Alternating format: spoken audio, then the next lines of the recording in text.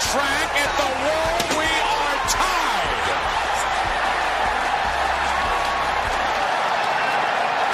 Look at this. He's slamming it forward. I don't believe it. I don't believe it. Armstrong with a big leg. Over for the cover. It's over. Unbelievable. High fly ball into right field. She is gone. Awesome. He got it. The starter. Mike Tyson in. Austin is the champion. Stone Cold. Stone Cold. Stone Cold. Now the 2-2. Well hit down the left field line. Way back in. Touch a ball, Drew. You'll never hit a bigger home run in your life. He put back on it again. No. Don't do it.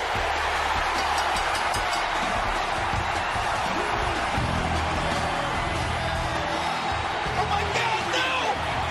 Mankind did it! Nick Foley did it! No! Stone Cold did it!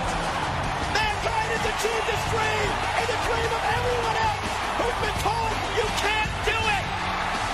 No! You can't do it! You can't do it! No matter what, got money on my mind, I can never get it up. And every time I step up in the building, everybody hands go up.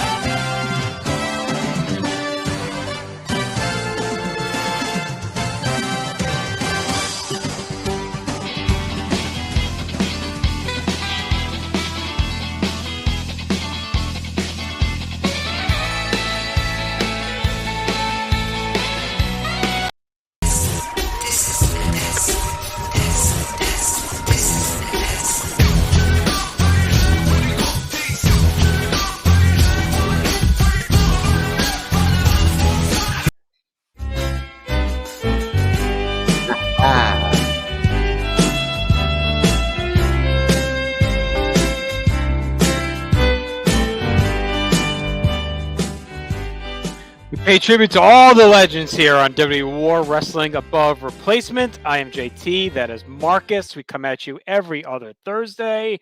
The nerdiest podcast you will find here about professional wrestling, specifically the WWE version of it.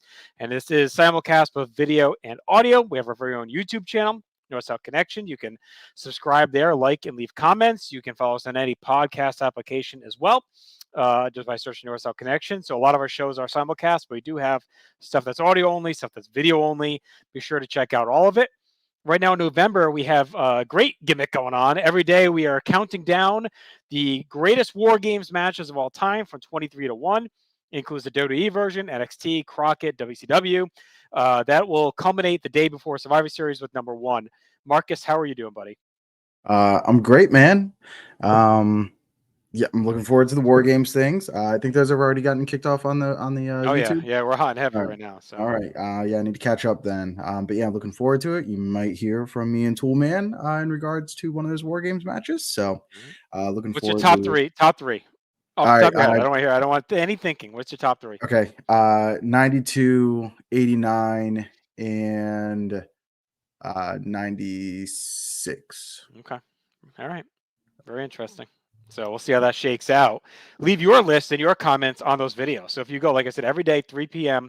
Eastern time, a new one drops. We're going all the way from 23 to number 1, War Games, one of the greatest match concepts in history. And that leads you up to this year's War Games at Survivor Series. So check it out and check us out. WWE WAR at the end of another season, Marcus. Thank God we have made it, especially through this season. This feels like it was one of those real, like, we compare everything to baseball terms on this show.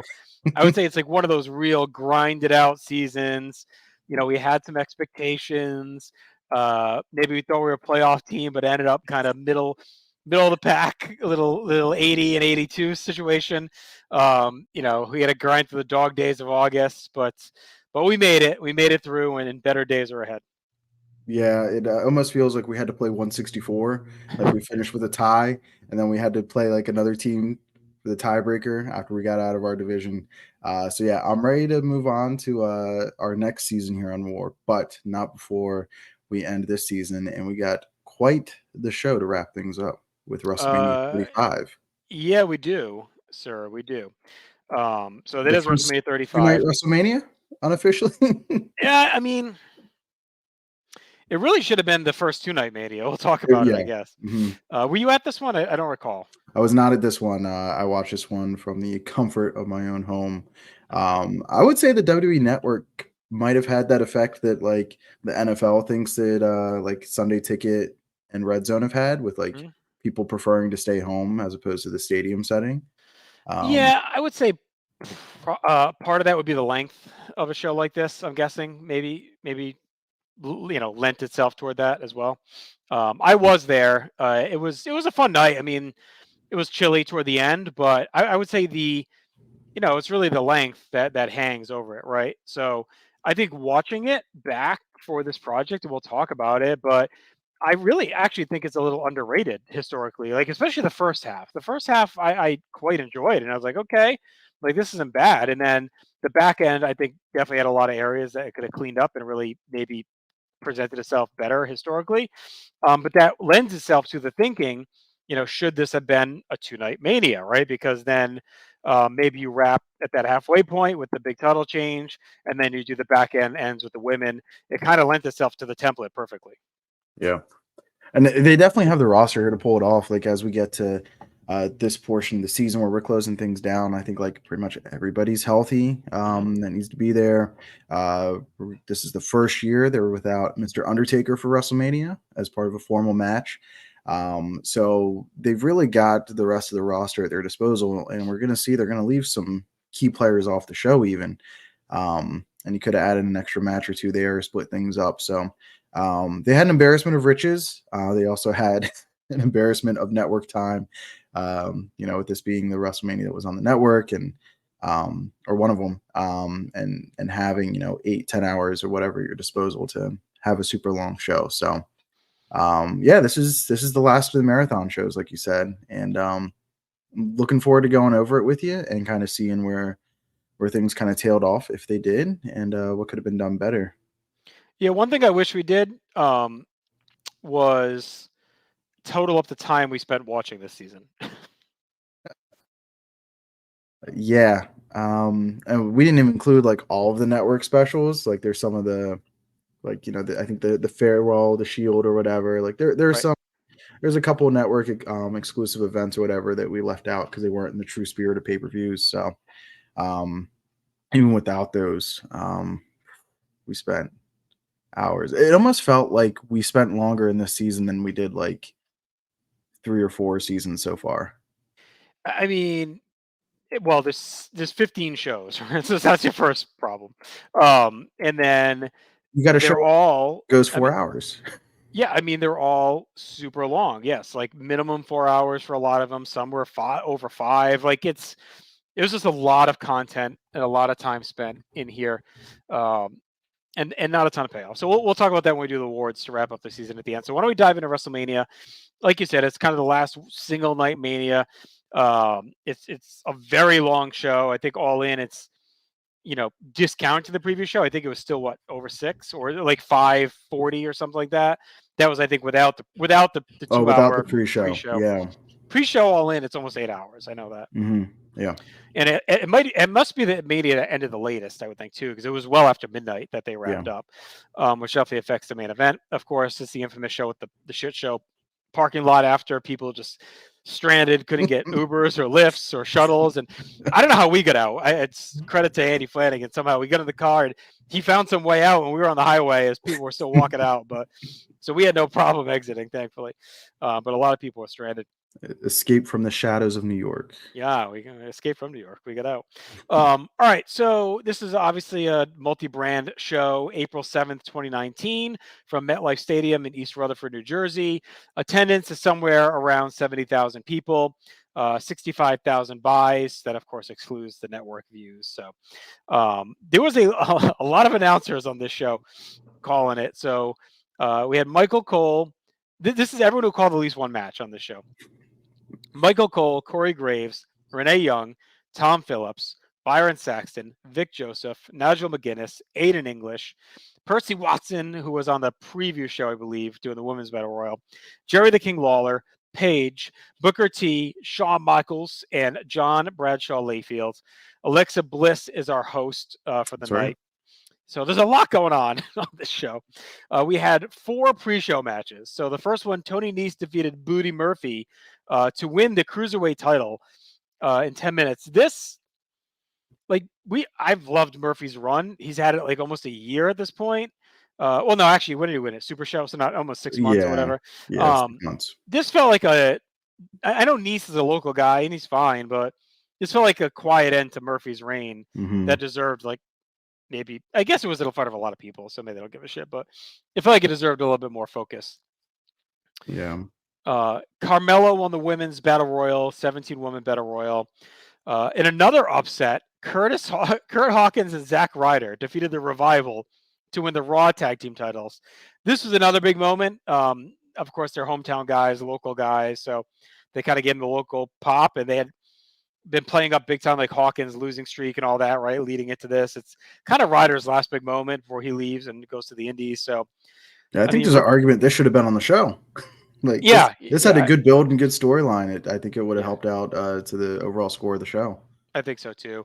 Revival, their title reign's kind of been whatever anyway. So I don't think it's the biggest deal that they lost this. And then Braun Strowman won the 30-man Andre Battle Royal, eliminated Colin Jost. We'll talk about him more later.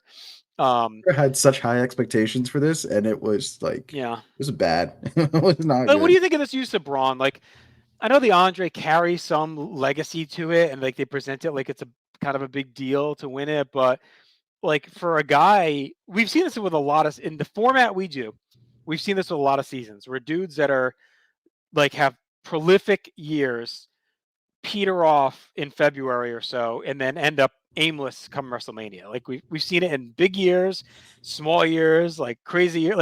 It happens almost every season that someone has a dominant year and then boom, Mania comes and they're just either not even on the show or something like this. So Braun has been a major player. I'd say 18 is his biggest year. He's a world champion. He's in big main events, gets big time wins. And here he's on the pre-show in the Andre. So I'm not the biggest Braun guy, so I didn't really care. But when you look at how he's been presented this season, how did you vibe with that? I liked Braun that 2017, I think, around Great Balls of Fire, where he gets out of the ambulance and he's stumbling, and that felt really cool. And then after, it was just they didn't capitalize. And this is here in 2018, 2019. This is the third time he's been hot, and it's just diminishing returns with this guy every time they try to heat him up. But I thought the Battle Royal was.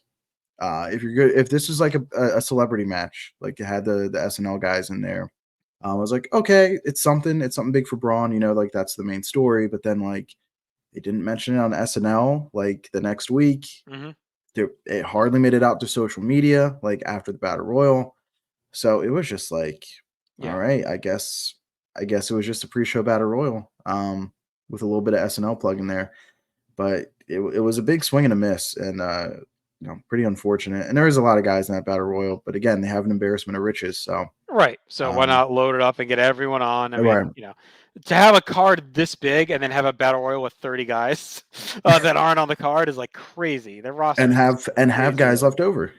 Right. Here's who was in the Battle Royal. I mean, so this is these are names: Curtis Axel, Lindsay Dorado, Tyler Breeze, EC3, Shelton Benjamin, Bo Dallas, Heath Slater, Titus O'Neil, No Way Jose, Carl Anderson, Rhino, Bobby Roode, Graham Metalik, Kalisto, Chad Gable, Connor Victor, Luke Gallows, Otis Tucker, Jinder Mahal, Luke Harper, Mustafa Ali, Apollo Crews, Andrade, Matt Hardy, Jeff Hardy, and then Michael Che and Colin Jost. So obviously they used a lot of the 205 Live roster, and there's a bunch of guys I had no clue were even around still, but here they are.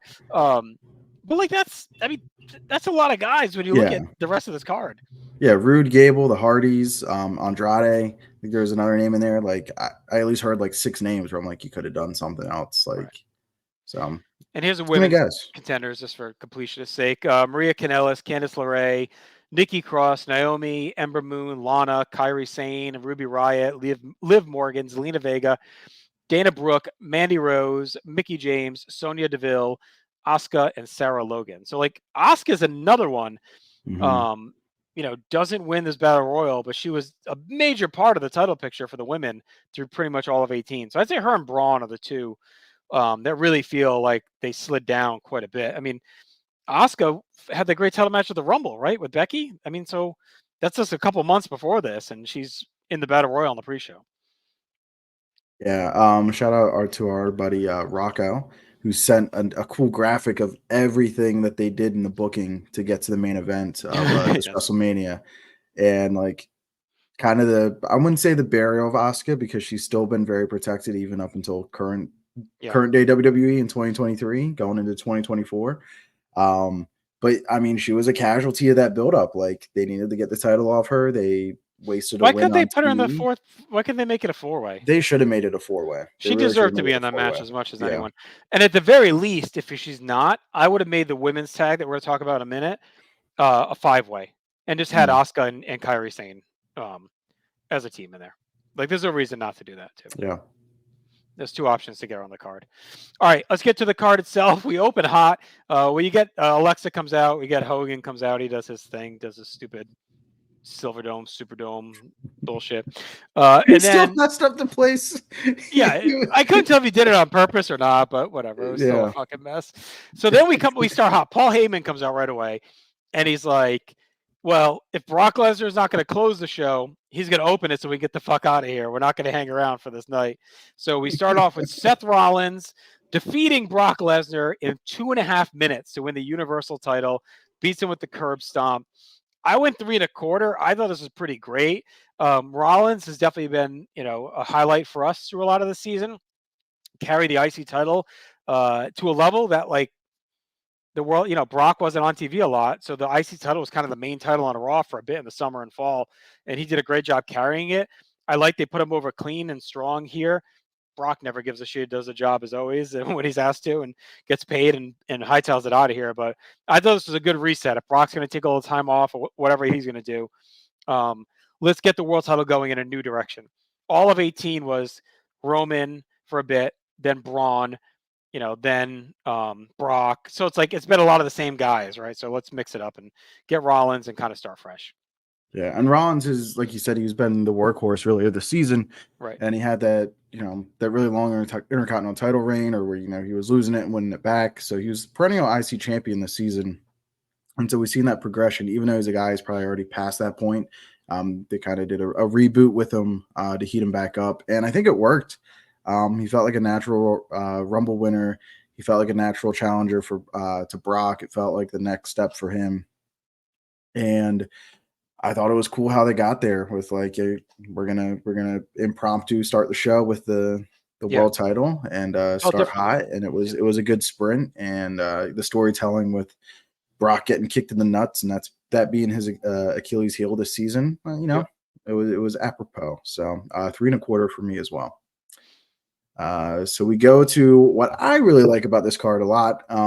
What felt like more of a traditional opener. Mm-hmm. And I really like that it made sense that if you're starting off the world title and that's impromptu, then this is supposed to act as like the actual opener. And I thought they did a really good job. And this is Randy Orton taking on AJ Styles. I went with a WAR of 3 for this match, and Styles does pick up the victory. No, you went 4 actually. I went 4. Sorry, I went with a WAR of 4 for this match. I really liked it, man. These guys are just two pros. I thought it lived up to the dream match hype and left a little bit of meat on the bone at the same time. Yeah, I went 3.5. Very good. Orton's been a highlight for us for most of the season once he turned heel. Was a vicious heel and had attacked AJ. They kind of built this over the last show or so. It's a perfect use of two guys.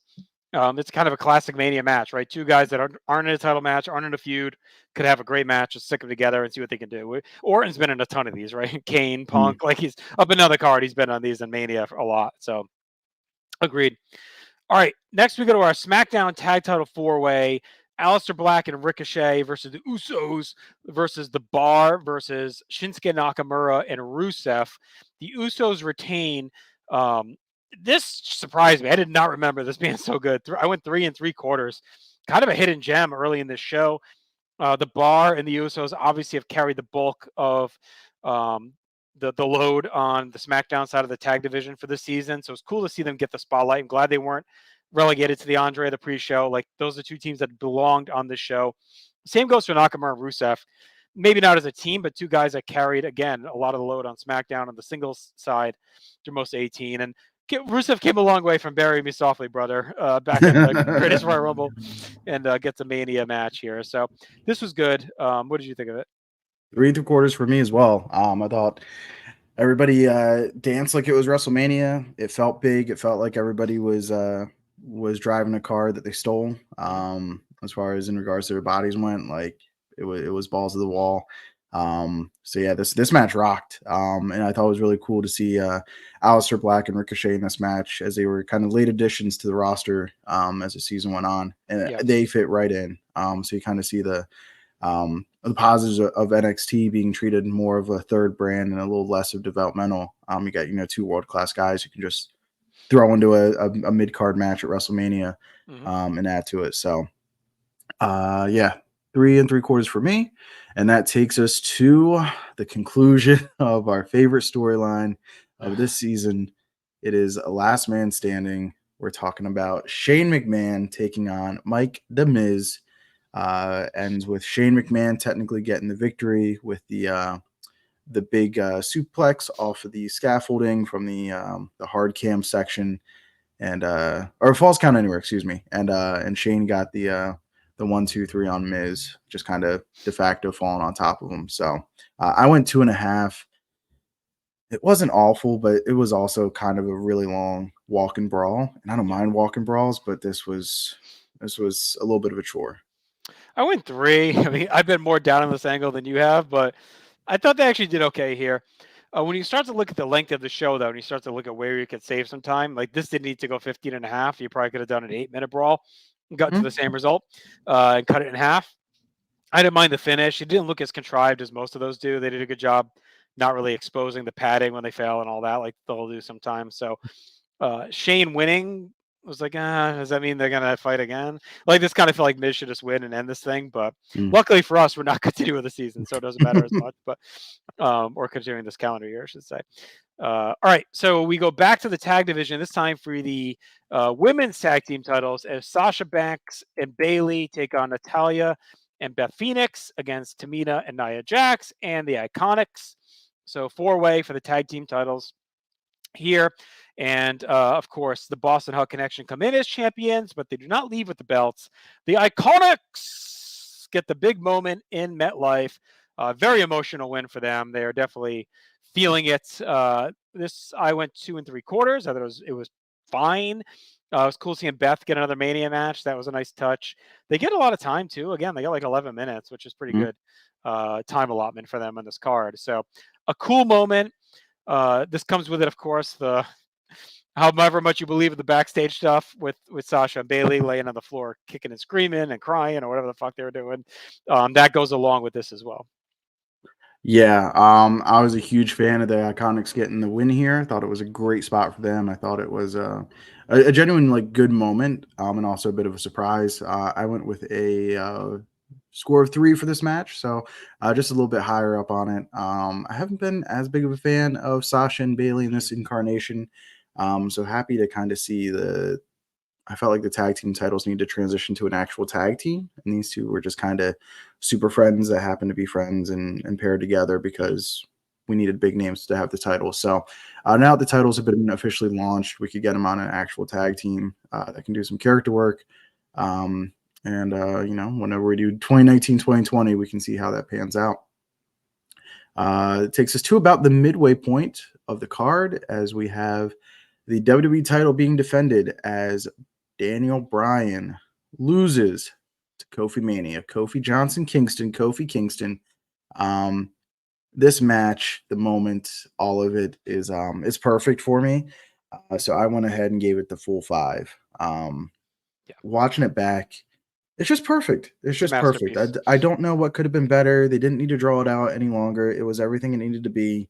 It was wonderful storytelling. It was such a good moment. Way long overdue on many levels. So full 5 for me. Yeah, 24 minutes, and it's a masterpiece. Like, again, I don't know. Is it the most technically greatest match ever? Who knows? But when you factor in the storyline, the moment, and the story within the match that they tell, I think everyone involved was just fantastic in it. So Brian, Rowan, Kofi, Mm-hmm. Biggie, Xavier Woods, like they were all tremendous in this whole thing. It was a worthy moment for Kofi. It didn't feel like a fluke. He beat Brian clean. They beat him. He didn't have to get help. Like he just did it. And the crowd reaction is great. The storyline to get there was great. Kudos to them for doing it. It very well could have been a classic, like, Kofi just comes up short and Brian runs with the belt longer. Like, it wouldn't have been shocking, especially given it's in the middle of the show. If it was a 2-night show, this would have been the perfect spot for night one to close out with Kofi and the New Day celebrating. I was sitting at the show with Stacey O'Loughlin, who many know, a long time, PTV personality, probably the biggest Kofi Kingston fan in the universe. Die hard. So I was sitting next to her, and when he won, she was so emotional and losing her mind, and that added to it for me. Just like seeing this lifelong Kofi diehard get to be live. She lives in Australia, so she traveled out for the show. So like everything came together for her in that moment to get to see Kofi win the belt. So that was really special.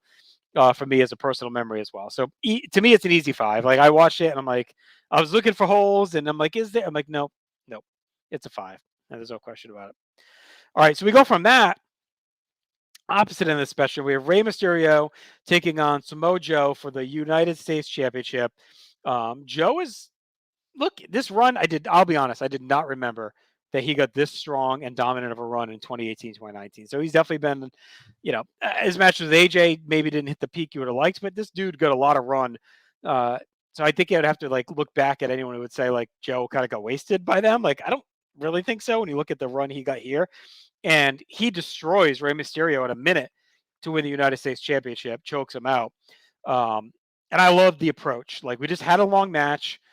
We have another couple long matches to come. I like that this card isn't afraid to have short matches. Too many manias and super cards in modern WWE, they're afraid to do quick squash or a short match. Like, not everything has to be an epic or a long battle. Like, yeah, Joe caught him, he tapped him out, he wins the belt and moves on. Like, we have a long night ahead, a lot of matches. We don't need to have every match be blown up. So I went 2. I thought this was like well executed and well done. Yeah, 2.5 for me. I thought this was the perfect leveling off right from Kofi and Brian. And like you said, like we just had a 20+ minute classic. And not to say this match needed to go like 10 seconds, which I think sometimes they're tempted to do, but this was like perfect. Like it ended in the first round, basically. Yeah. And that happens from time to time. And it's believable with a guy like Joe. Like, yes, absolutely. He catches you in that coquina clutch and you're done. And was done. Yeah. And even told the story of like Ray being hurt and still trying to take chances, and he got called on the first one, and that was a wrap. And you're not going to do any damage to Rey Mysterio, especially in 2019. And Samoa Joe looks good picking up a dominant victory. That takes us to we got Roman Reigns, and this is his big one-on-one return to the ring, taking on Drew McIntyre. I went with a 2.75. If you're talking about night 2 of a WrestleMania, and this is the second match on it, right? Wonderful, absolutely wonderful. This is usually the style of match I like at WrestleMania, where you have like almost an attraction match with 2 of your guys that are left out of the main event picture, but are main eventers. So this was a perfectly fine match. Maybe it felt a little bit more like a Raw match, but again, it didn't need to be a classic. It didn't need to be an epic. They went out there, whatever it got, 10 minutes or whatever, and it was a perfectly fine match, and it was a feel-good moment, getting Roman back out there and seeing him pick up the win and look good. Yeah, I mean, it's 2 guys that needed a Mania slot. Like, McIntyre has been a workhorse through most of the season, so you want him to have a prolific match. Reigns is coming back over the last month or so, and I love this. It only goes 10 minutes. Like, they didn't overdo it, right? This is perfect. It wasn't great. I mean, I went 2 3/4 as well. Roman's obviously a little bit rusty. Tough slot in the card, but it was a good use of Roman out of the title picture.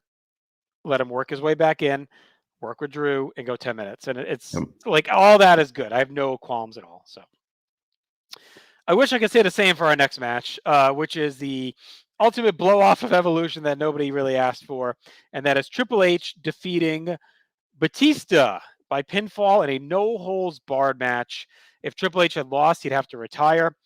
They go 25 minutes. This is Batista's final match in the company. This, my friend, is a disaster of major proportions. We are 4 hours into the show at this point. From the beginning of the video package to the end of Triple H walking out, they get 41 minutes.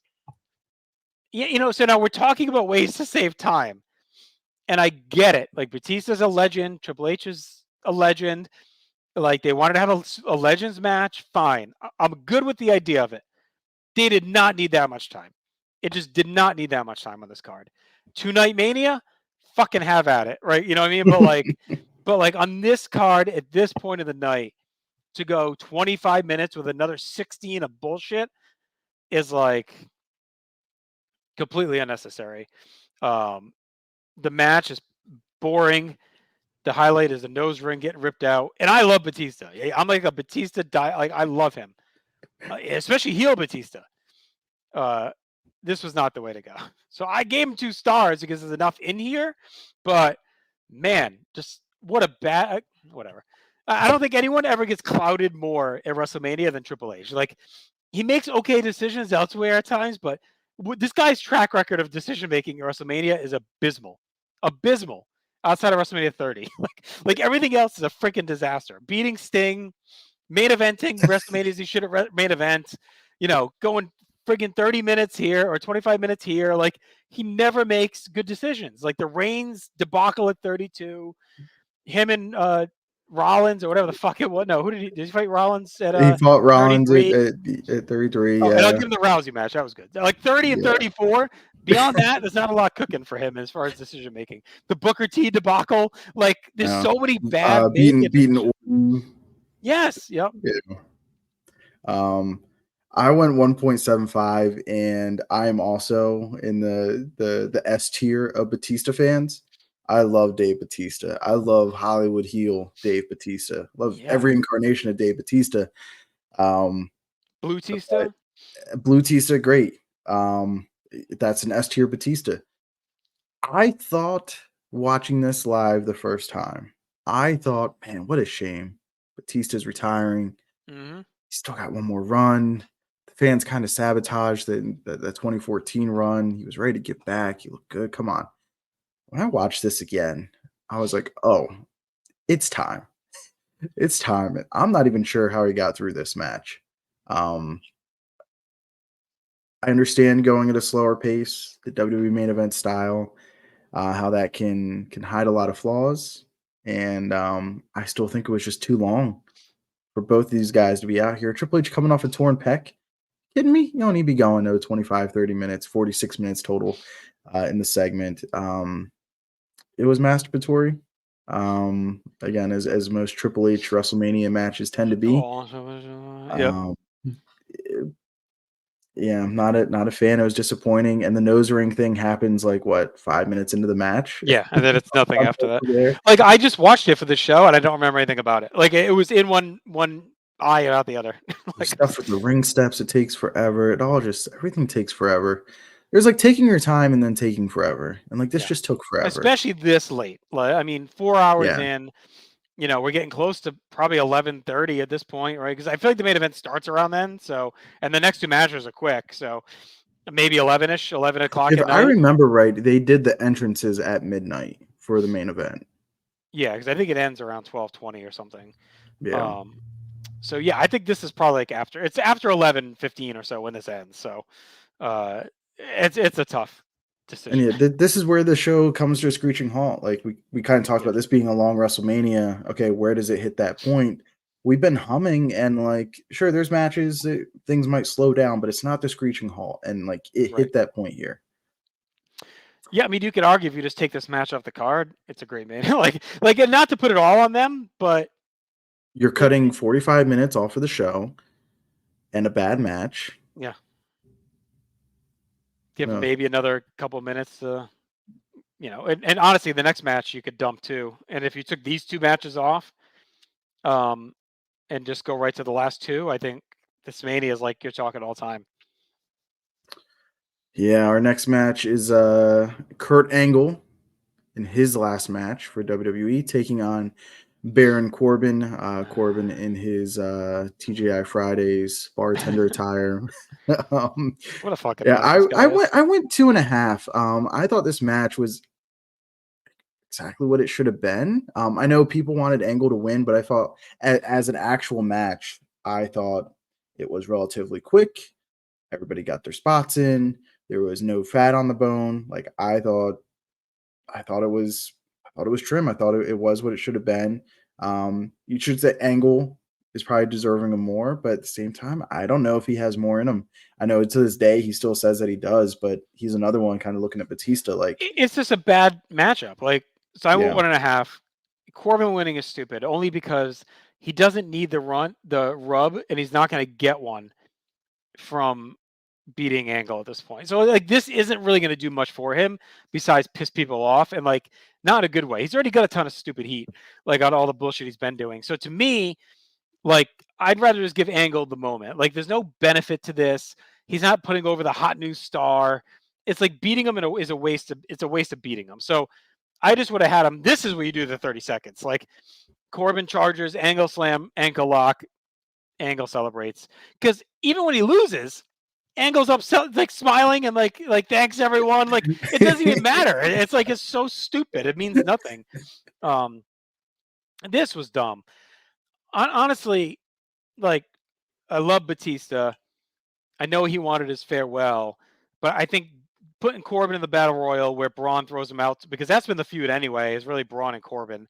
And then doing Triple H and Angle in a callback to last year. That's Angle's like most iconic feud for the most part outside of Austin. And give him 15. And then if you want to have Triple H beat Angle, who cares, right? At that point, it's okay. It's Angle's farewell, and he loses the Legends match. I don't care. But like then maybe you cut both of these and you save some time, right? So maybe that's the way to go about it too. But Or is there a way to get to a tag match where you've got Angle and Triple H taking on Corbin and Batista? Or not, maybe someone else. Corbin just doesn't fit. He was more with like Drew and stuff, and the next guy like in that little weird 3. Mm-hmm. I mean, I want an IC title match. I'm not advocating Balor Lashley not be an IC title match, but maybe you do something where Triple H, Angle, and Balor take on Lashley, Corbin, and Batista, because then you can say like Drew's busy, so we're gonna bring in a guy that hates you, Triple H, as much as we do, and it's Batista. So maybe you do something like that instead, and keep it hot. Do a hot 6-man tag or something. Because cool. Angle, was doing the GM thing anyway. So, mm-hmm. All right. So it does bring us to our IC title match. Finn Balor wins the IC title over Bobby Lashley. 4 minutes. Again, this was fine. I went 2 3/4. It's a classic, jammed in before the main event Mania match that gets shorted on time. I mean, it is what it is at this point. I think they had potential to do something better. I'm just happy to see them on the card. Yeah, this is Bobby and Red Rooster WrestleMania 5. It's Rick Rude and Judy Stucker. Yeah, it's in the same spirit. So I went ahead and gave this 2 3/4 as well. Again, they kept it slim, they kept it trim, and we got Demon Balor winning the Intercontinental title. So yeah, it's in a moment. They wanted the entrance for Demon Balor at WrestleMania. This is one that could have benefited from dumping Triple H and Batista and Angle Corbin. Then you give this an extra 6 or 7. You're still saving, 40-ish minutes off of this. You're cutting this down to 5-hour show. You're done more like 11:15, 11:20. Like it's way more palatable. Way more palatable. Yeah. All right, main event.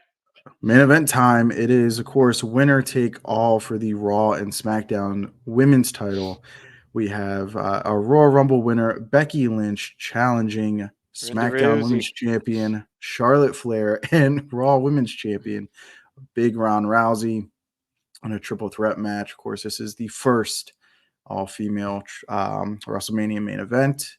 I went ahead and gave, of course, Becky Lynch picks up the win with a controversial pin on Ronda Rousey, and I went with a 3. I'm not trying to deal in hot takes here, but I know what people wanted was Ronda Rousey and Becky Lynch. I know that's where the heat was. But we're still very much in like the good match era in Right. 2019. And when you need a good match, you call Charlotte Flair in the WWE Women's Division at this time. And I thought the match was always going to be Rousey and Flair. I That was thought that's definitely the where plan. the That was heat and definitely the money plan. was. Yeah. That was the money match. That was your two biggest names, and it was, to me, still your best female talent taking on your biggest name in Ronda Rousey, which is what you want your main event to be. But Becky Lynch got incredibly hot in around Survivor Series time, and stayed hot that whole time.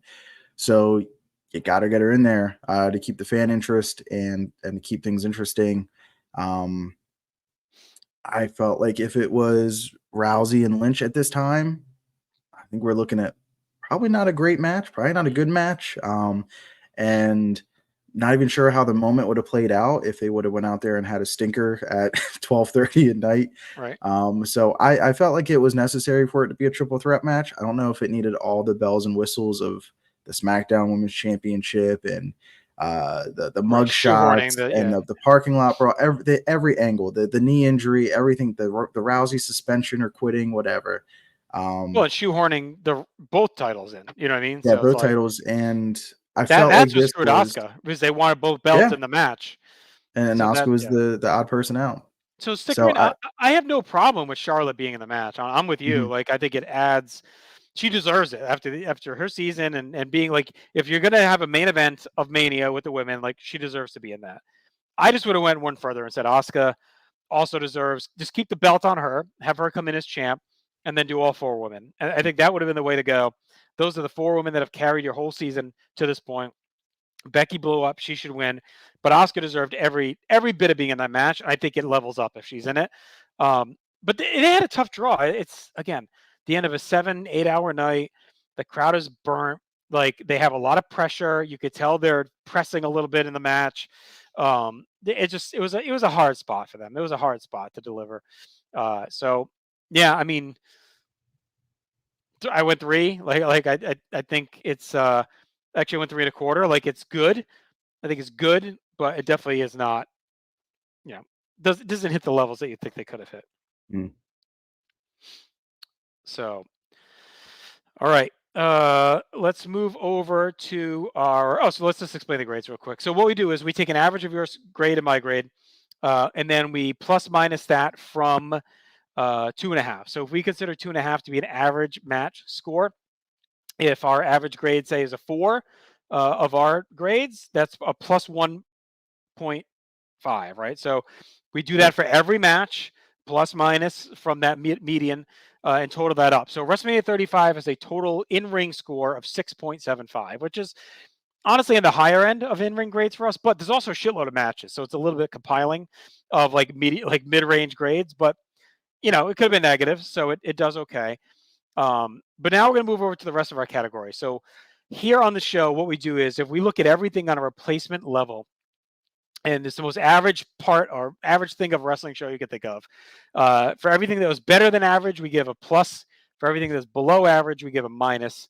We net that all out across a series of categories that we're going to get into now. That's your total WAR score, and then we'll stack rank it accordingly. So, for example, let's get into build, Marcus. So here's everything we thought was above replacement level, above average. We give a point from Rollins, wanted to take the title back from Brock. He wants this part-timer out of here. He wants to run him away and take over the title and put it back into full-time action. A point for Kofi's meteoric rise, push to being a sudden Mania contender. Brian's calling him a B-plus player, which is great. New Day's hyping him up. We actually went 2 for that because it was so well done and there's so many nuances to it. We give a point for Roman making his comeback, but Drew's in his way, says he's taken over the WWE while Roman is out. It's not what he used to be. He ties that into the Shield ending at Fastlane. We gave 2 points for Batista's return. He does have a pretty good return. He attacks Triple H during Flair's birthday, beats the crap out of him, and sets himself up for an Evolution blow up. And then a point for Becky's rise. Ronda switching heel, Charlotte in the mix, just all the big parking lot brawl. They're kicking out the windows. They're all getting arrested. So that we gave a point for that. It was creative enough to set up the main event. So that's all your plus points on the build. What do you got on the minus side? We've got our Miz and McMahon never-ending story, your personal favorite. Angle and Corbin Just be the feud and the use of Angle in his retirement match. It's they could have done a lot better. And then Asuka losing the SmackDown title to Charlotte. When, like you said, you could have just threw Asuka in the match. Instead, you're leaving Asuka out, and it really ends a great reign for her and completely knocks her off of WrestleMania a card proper. All right, so that's a net out of 4 for build. Commentary, we didn't talk much about during the matches, but we got a lot going on here. It's an interesting night. So we gave a point for Cole, noting that Rollins is undefeated at Mania, so that gets that right out of the gate. It's a good start for him. We get a point for using King's territory days, comparing it to AJ Styles' rise up to WWE through the Indies. I thought that was a nice addition. A point for the great commentary throughout Brian and Kofi. Some of Byron's best work. You can tell this was a personal moment for him.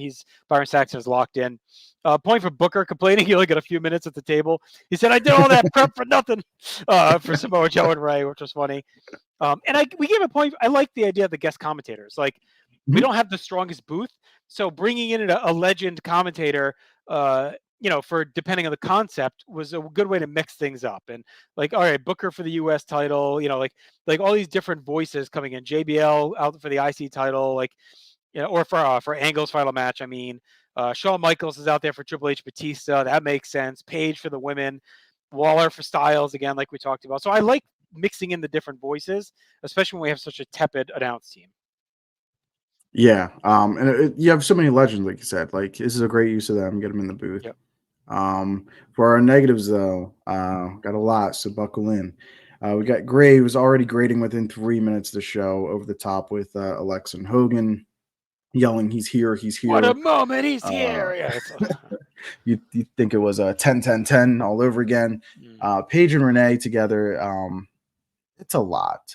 Not their best work during the women's tag title match. Shadows of New York City all night, no less than 5,000 times to be exact. Renee trending heel a little bit and flipping with Graves. It's a bit of a weird approach. Doesn't really feel natural for her. No. Renee disappears at times. It's easy to forget that she's even out there. Too much Corey Graves during the Kofi Bryan and Reigns McIntyre matches. Dominates the airways. He dominates, and that's where the partners disappear. Renee super forced and annoying with the Cena stuff, laughing and yelling. Yes. Yeah, we didn't get into the Cena stuff yet. We'll talk about that in a minute. Yeah. Cole talking about how Batista is now a movie star and how it could affect him. But Batista is doing a standard wrestler entrance, and Triple H is the one that's doing the grand cosplay stuff with the what was that? The Mad Max or whatever. Was that this one? No, not Mad Max. Entrance. No, that was 32 Mad Max. This was just the Dune buggy. That's what this one. Yeah. Announcers piling on towards the confusion of the ending. Instead of celebrating Becky winning the title, they're more talking about the shoulder being up, and did the referee see it? And her shoulder was up, but was the shoulder blade up, and whatever. Graves acting as if he's got no idea what dances R-Truth is doing. It's like not knowing what the Mock Arena is in like 1996. Like, R-Truth is out here doing Fortnite dances. Like, these are, yeah. He's trying to sound like out of touch old man, but like, dude, you're what, 35? Right. Yeah, you should know. Controlling emotions in the main event, -2 here. Yes, our no disqualification, no count out, anything goes, triple threat match. We still have to control our emotions. Cole losing his voice, understandable with a 10-hour show. But he does sound like the Wheezy Penguin from the top shelf in Toy Story. So that's a -8 for commentary. And we had a lot of positives. So that's just a rough night. All right, atmosphere. We gave a point for the massive video wall entrance. Had a very special feel to it. Looked great. I mean, we go back and forth at Hogan of the show, but a point for his big pop when Alexa brings him out. The crowd goes nuts. A point for the massive burn it down from the crowd in reaction when Rollins wins. A point for the DX reunion. That does get a fun moment during the Hall of Fame ceremony. A point for the big pop for Miz and Shane's superplex. A point for the Iconics in their Maleficent gear. Look great. A point for Kofi's entrance. Got a big pop. A point for the pop for Kofi winning and his celebration. A point for McIntyre's New York Police Department pipes and drums entrance. Kind of a callback to Roddy Piper. Was neat. A point for Elias being super over. Crowd really into him. Again, a point. We'll talk about it here, I guess, maybe for a minute. John Cena interrupts Elias, and he does his classic basic thugonomics. He's got the old theme, and he cuts a battle rap on Elias. And was really well done. I thought it was a good use of Cena, honestly. And Elias, I liked it a lot, even though you may feel like it didn't feel like a real time waster to me. I actually felt like a value add. So a big pop for Cena. Always a pop, always a point for I Walk Alone. Batista's entrance, always great. Even though he didn't get the bells and whistles, it still stands the test of time. A point for Carrot Angle getting a classic WrestleMania entrance. A point for Demon Balor in a huge stadium. A point for Charlotte, does the helicopter entrance, has an insane robe, just a full-on Ric Flair tribute. And then a point for at 12 o'clock at night, rolling out Joan Jett and the Blackhearts to sing Bad Reputation. Kudos to them for doing that. But. Oh man, yeah. I thought Charlotte looked amazing. Helicopter and entrance. For our minuses, we've got for Al Black. He gets like the cool closer entrance and all the effects, but the crowd goes mild. Crowd dead for the women's tag match, unfortunately. Crowd is dead for Batista and Triple H instead of really being up for this heated grudge brawl match. Silence for the Corbin entrance. The crowd is pissed off that Angle lost for really no good reason. Alexis says it's time for a dance break at approximately 4 hours and 40 minutes into a show. And the crowd boos. She gets booed. She's like, it's time for a break. It's like, no, it's 11:45. Like, we're good. Had to go home. Everybody's exhausted. The crowd is quiet for a good main event, but they're just worn out from the night. They're not quite up for such a historic moment. So +9 for atmosphere. I thought this crowd was, again, I was in it, but whatever. Like I was, it's actually underrated. I think they were very good throughout the whole night. Especially when you consider what they sat through. Like, I feel like it doesn't really die till Triple H Batista, and even then it wakes back up for Angle until he loses. And the main event is just, it's so end of the road by then for them. So it was tough. But I thought it's a pretty underrated crowd. All right, there's a lot of moments on the show, so let's talk about it. We give a point for Rollins becomes Universal Champion. A point for the final super bloated One Night Mania, end of the run. After all this time. A point for the Ricochet and Black WrestleMania debuts. A point for George The Miz putting the Dukes up in a pretty classic moment. A point for Beth Phoenix having a WrestleMania return. A point for the Iconics winning the women's tag team titles. 3 points for the all-time classic Kofi Mania Everything. A point for the Outsiders being together at WrestleMania with their bit with Jost and Shay. A point for Samoa Joe's WrestleMania debut. 2 points for Roman's return from leukemia. I mean, that's a big moment. A point for Cena going back to the NYC WrestleMania old school Doctor of Thugonomics. A point for Batista's retirement match. A point for Angle's retirement match. 3 points for closing the show with the women. It's the first time ever. A point for Finn Balor winning the IC title. 2 points for Becky Two Belts winning both championships. And then also a point, it is the first ever WrestleMania that Undertaker misses, not due to injury, because he's officially retired. So the only other manias he had missed at this point were usually due to injury. So this is the first post-Mania, post-Taker Mania since WrestleMania 7. Wow. All right. Let's get into our minuses for notable moments and importance. We got Shane beating The Miz. How much more can we really do? Again, Miz being an active competitor and Shane not. Boo Boo face all over the women's tag team champions, in our opinion. Sasha and Bayley crying on the floor. Rumors overshadowing the match. Whether it's true or not, that was the story of kind of the story leaving the weekend. And with the rumors of AEW popping up, it was like, all right, what's going on? After being heavily involved in the title picture all season, Braun is in the Andre the Giant pre-show battle royal against the SNL guys. And again, it doesn't really get the publicity I think that they were expecting. Angle loses his last match to Corbin. Angle then just cuts the promo and celebrates like he didn't wrestle at all, and there was no consequences. It does take the heat off of the win for Corbin. So went -3 for that one. Yeah, that might seem heavy for that, but to me, that's an all-time bad Mania moment. Like, I'm sorry, like Kurt Angle's one of the most legendary competitors. He's a Hall of Famer at this point. To see him lose to Baron Corbin, I know you like him, but to Baron Corbin in 3 minutes at the back end of a Mania, and then smiling and giggling a minute later, like none of it made sense. I think it just wasn't necessary to have him go out like this. Like, he doesn't even need a Mania match. If you want to have him have a retirement match, sell another show with it. Like, center Backlash or whatever around Angle's retirement, like, and then give him a proper moment. He doesn't need this. He had a Mania match last year, so like it's like he hadn't had one in forever. So it just I love the book a guy, but show, do it in Pittsburgh, yeah, sell out arena, and do it proper. You didn't need this, especially back to back with Batista. no. So -3 there.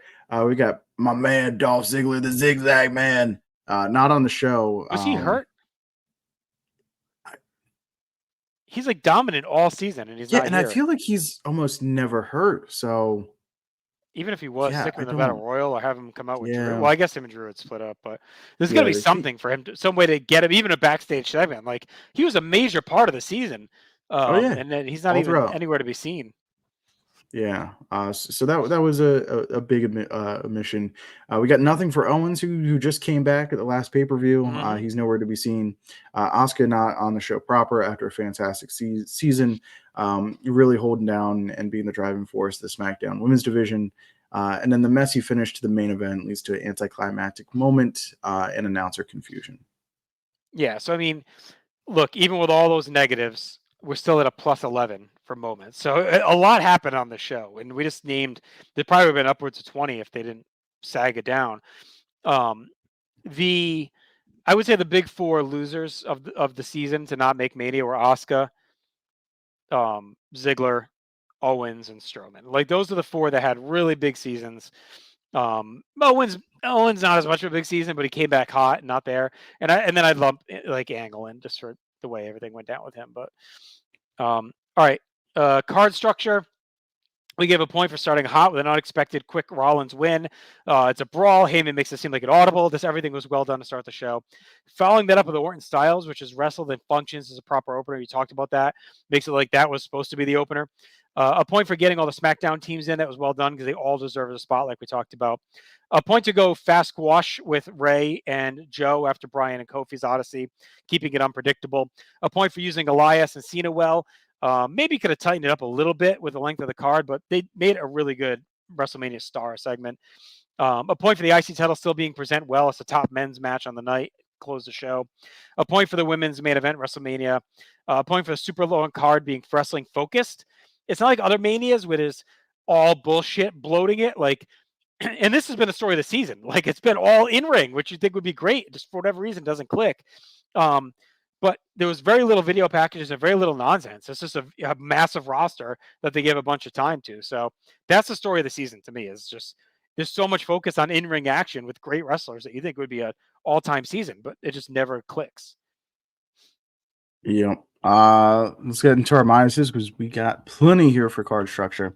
Over a 5-hour show has a bunch of random stuff. It just all piles up and adds up as we go. We got Lacey Evans also coming out in the wee hours of the night, Oh my God. walking around for no good reason. Look, I love Fancy Hat Lady.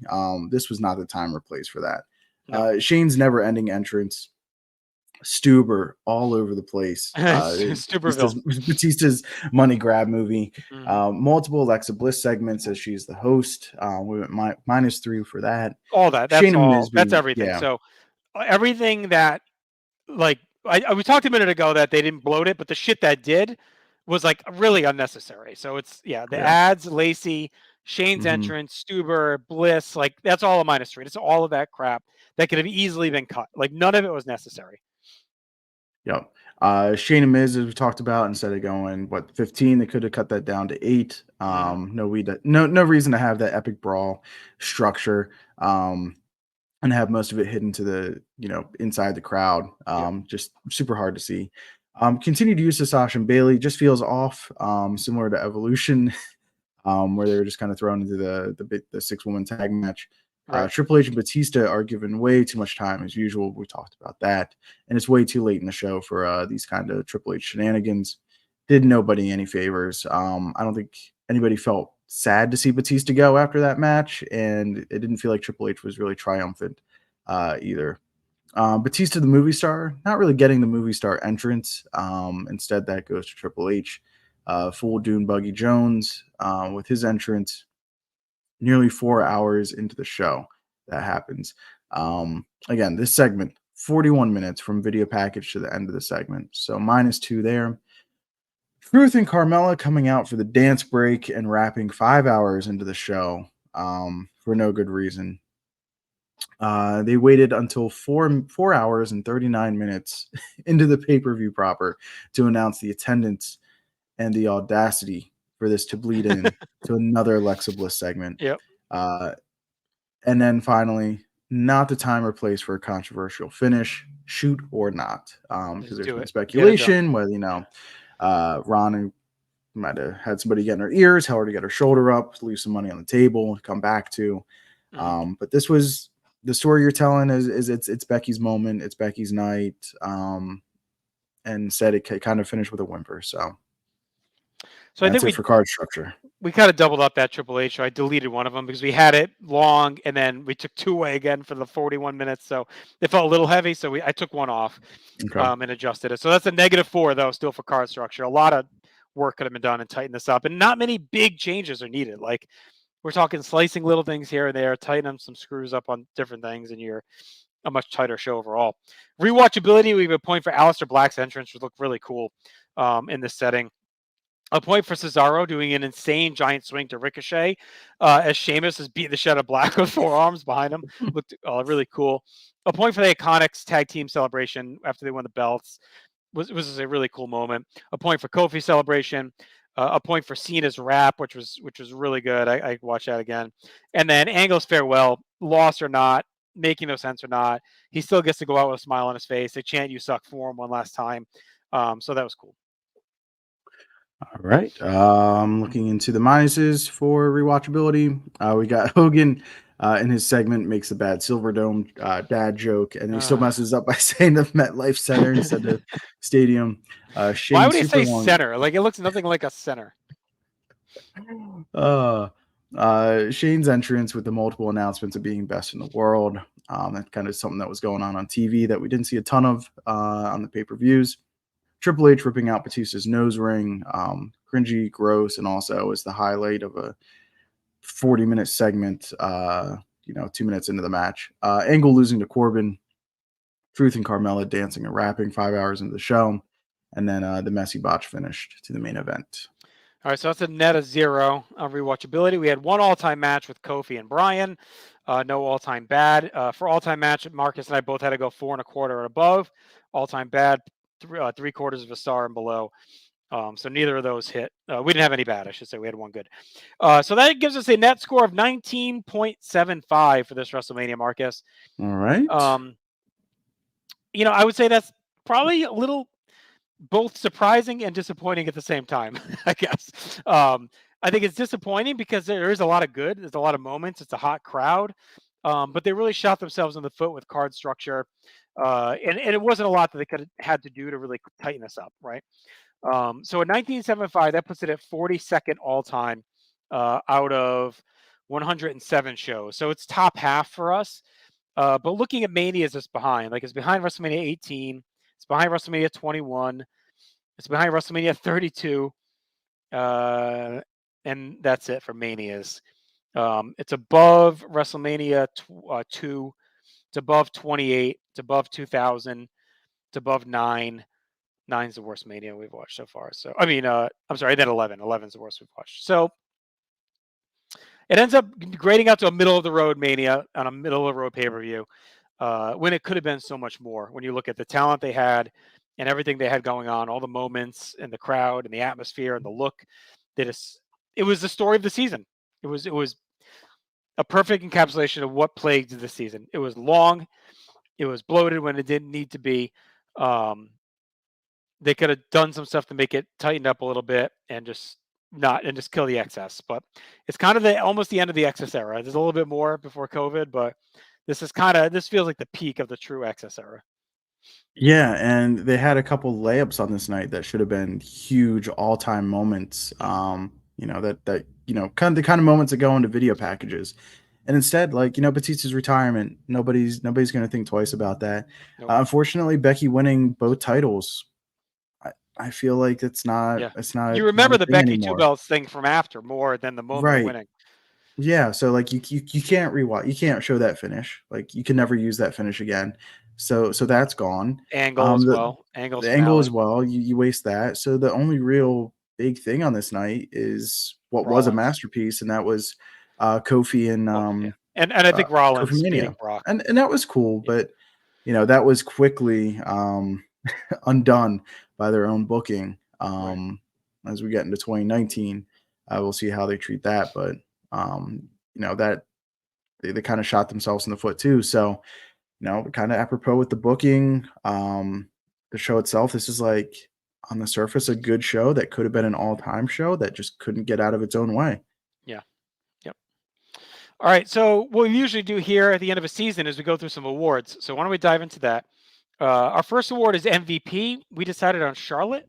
That's Uh, right. I think there's some decent options on this year, but it's more people that just had a lot of opportunity, but they didn't always cash in on that opportunity. Like AJ Styles should have seemed like a no-brainer, honestly, with all the TV time and title matches and challengers that he had. But a lot of them were disappointing, right? So that didn't really hit. Seth Rollins, we talked about. I think he was a close contender. Reigns wasn't really on enough. We talked about Ronda, but I think Charlotte really was what drove the women's division. She had multiple great matches up and down the card. She was the biggest star on the women's side, and this is the year that the women are most highly regarded. So, at least to this point in history. So I think her being the forebearer in a season where we had the first ever women's Mania main event made a lot of sense. Yeah, and for me, I felt like the season was a little bit of like I don't know, like a pain in the butt to get through. And the first really good thing I thought was kind of the triple threat match at SummerSlam. I was like, Right. okay, this is what I remember this season being. And Charlotte was, of course, a big part of that, and so was Becky. But then again, kind of died down a little bit until we got to Survivor Series, Yep. and it's supposed to be Becky's spot, but Charlotte's the one that's in there, and that was like, okay, we got something. And then we kind of go with TLC. And, I thought she held together the Rumble. That was another big Yes. factor for me, was even though that Rumble wasn't great, can you imagine what it would have been without Charlotte? So I just thought she was crucial to the season, like you said. And when the women are getting much deserved focus, I thought she was the MVP.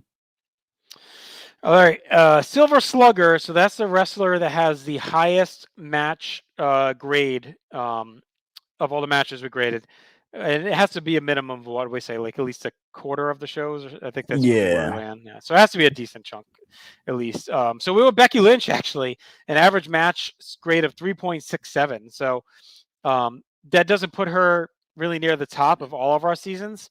Our highest is the War Raiders at 4.42 from the same year, same season of NXT. The lowest is Bret Hart, 92-93 at 3.34. Hogan is at 3.38 from 85-86. Austin, 99-2000 at 3.57, and then Becky. So a lower end Silver Slugger for us, kind of a down year for average. Yeah, again, you would have thought AJ Styles would have walked away with this. Oh, but yeah. Especially look at his contenders. I mean, plenty of geez. opportunity. Yeah.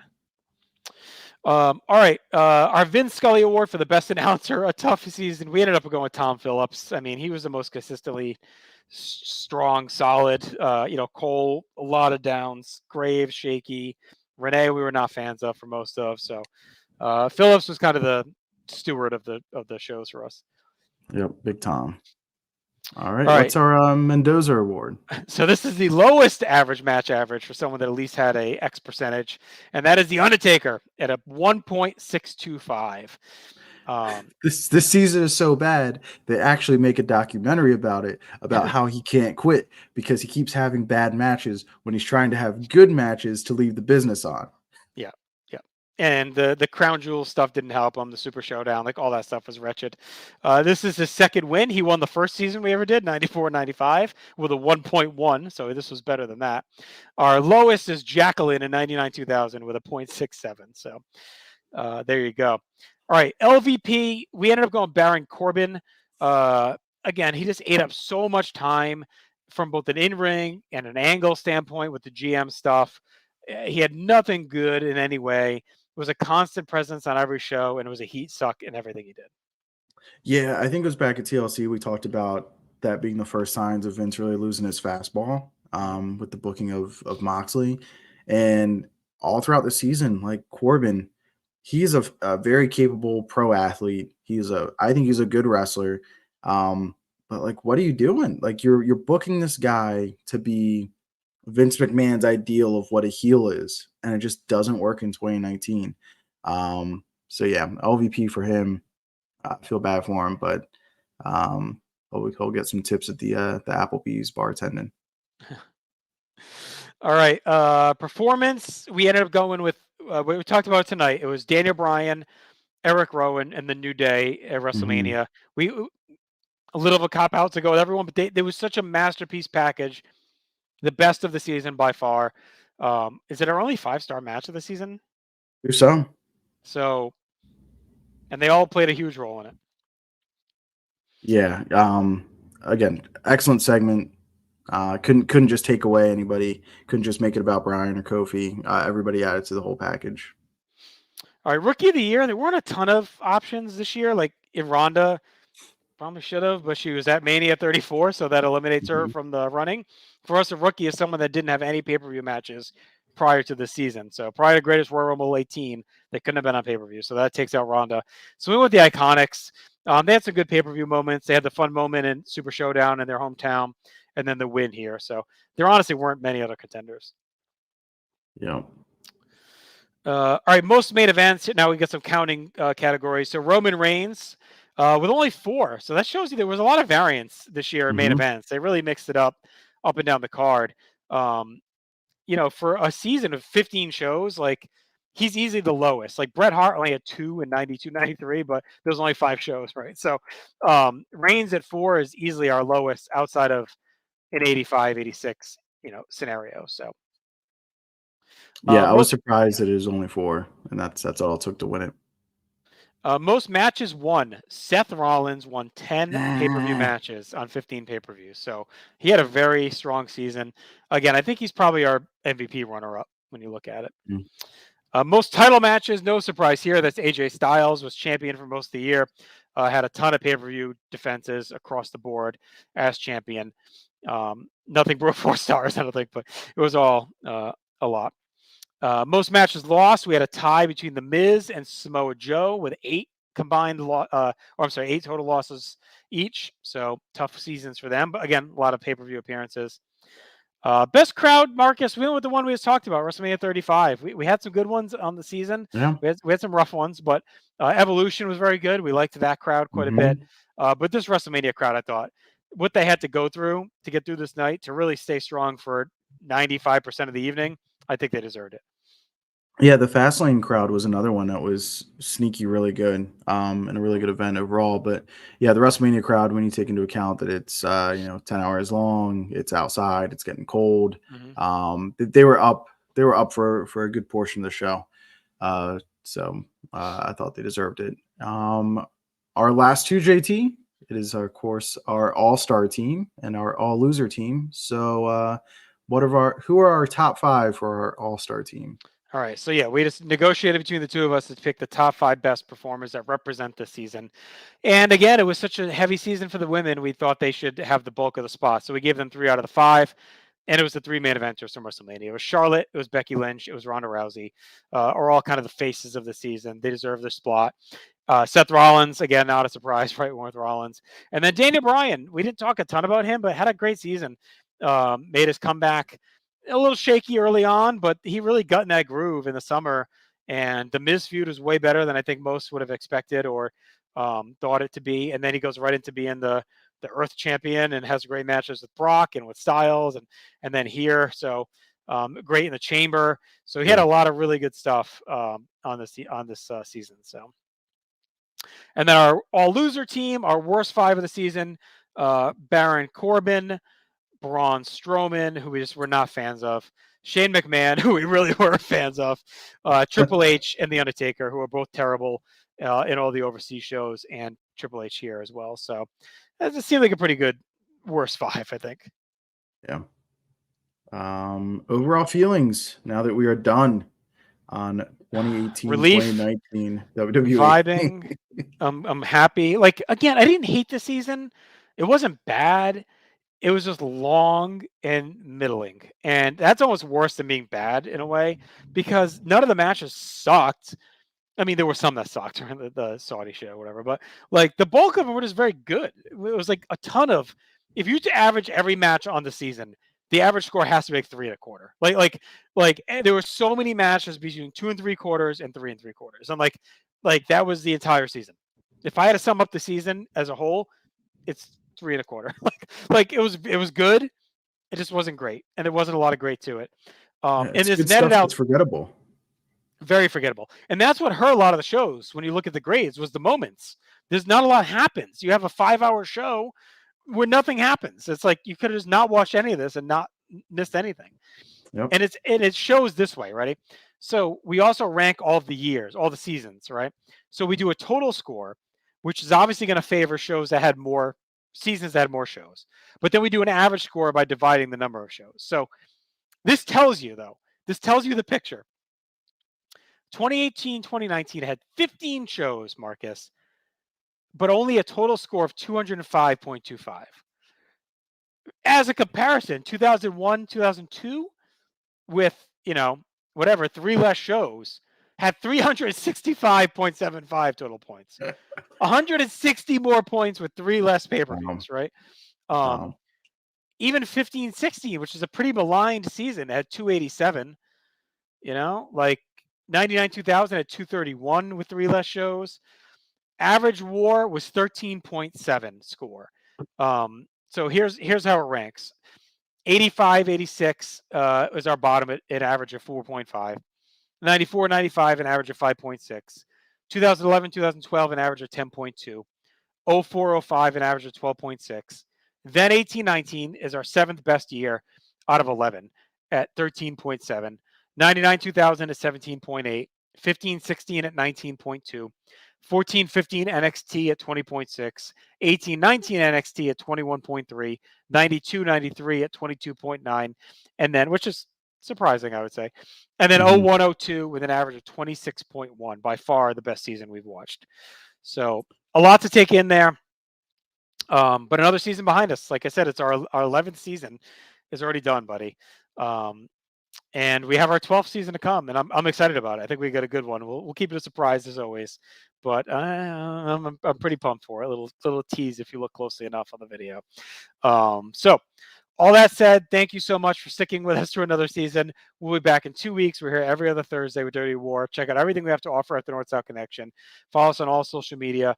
Live your life above replacement level, and we'll talk to you soon.